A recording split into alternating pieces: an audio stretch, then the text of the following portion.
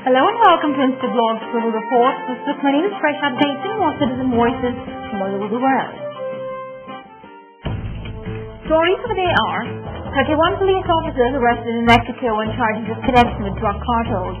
Afghan parliament condemns the release of Afghan journalist Pervez Tambakh. Ugandan ethnic violence claims lives of nearly 20 people, and America not to give money directly to Pakistan as aid.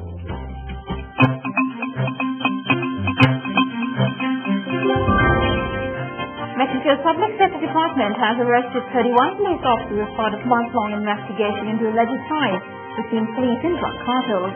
A CJ from Mexico has more on the story.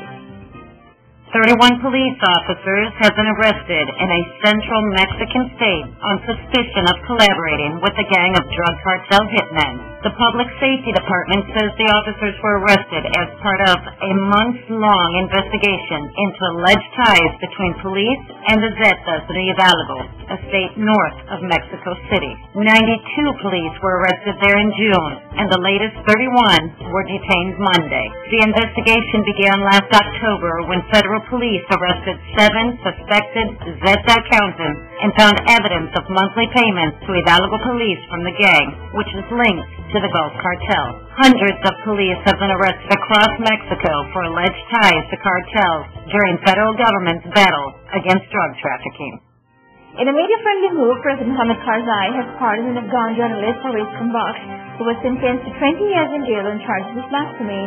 CJ Kramuddin Bahram from Afghanistan cites the move came under harsh criticism in the country's Senate, which termed the release as un-Islamic. This is Kramuddin Bahram from Kabul on sept.com.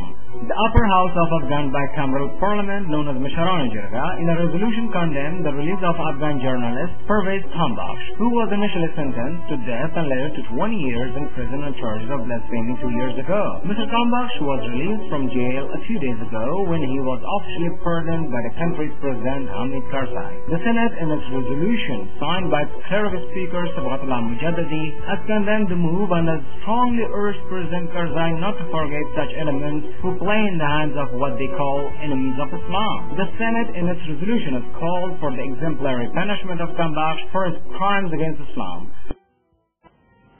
Ugandan government's refusal to let the king of Buganda, country's largest ethnic group, from travelling to one of his counties has sparked deadly rioting in the country, which has left 20 people dead and property worth billions of shillings destroyed. CJ John Sabuk of Uganda sees violence as a means to vent anger against the regime. Last week's deadly rioting that resulted after the central government refused the king of Buganda, Uganda's largest ethnic group, from traveling to one of his counties, left over 20 people dead and property worth billions of shillings destroyed. During the riot, 5 radio stations were taken off air and several journalists arrested. President Museveni has denied responsibility for causing the rioting. The president is putting the blame on the opposition, which he says is trying to use ethnic violence to attain what he calls selfish interests.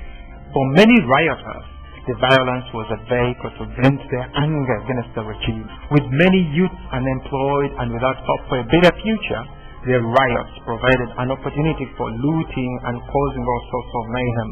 Without the government rethinking its priorities, this may well be a tip of the iceberg as we fast approach general elections in 2011.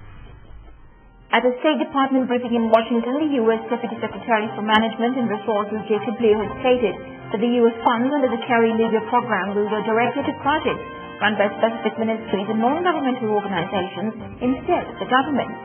CJ Karim Khan feels the decision will save significant part of the funds for desirable activities meant to improve general quality of life. This is CJ Karim Khan on Instablog from Peshawar in Pakistan. It's an important decision on behalf of the U.S. government to establish direct regular correspondence with provincial administration and non-governmental bodies which are more closely involved in various developmental projects in their respective areas. By directly funding the projects, a significant part of the funds can be saved, and the desirable activities for which the aid is meant can be completed sooner than before. Nevertheless, the U.S. aid under the Kerry-Lugar program will also need close and direct monitoring by the U.S. authorities to minimize the risk of corruption at the provincial and organizational levels. At the same time, the assessment of needs and priorities in particular areas, like the Rusty Fata zone, also needs to be monitored directly by Special American teams in collaboration with sincere community members to avoid the possibility of misrepresentation and exaggeration of the actual problems faced by the people in the country's backward areas. If you want your voice to be heard by millions, that Instablogs to your choice. You can contact us at cj@instablogs.com.